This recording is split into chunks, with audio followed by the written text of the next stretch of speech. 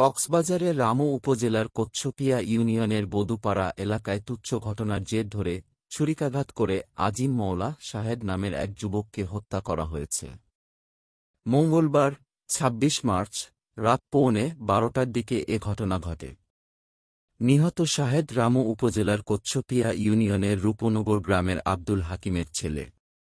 জানা গেছে, বদুপাড়ার পেঠান সওদাগরের ছেলে দেলোয়ার হোসেন মদ্যপান করে সড়কে একটি লাকড়ির গাড়ি থামিয়ে চালককে বকাবকি করছিল। এই সময় শাহেদ ঘটনাস্থলে এসে বকাবকি করতে নিষেধ করলে তাকে উল্টো গালিগালাজের মাধ্যমে গুরুতর ছুরিকাঘাত করে দেলোয়ার।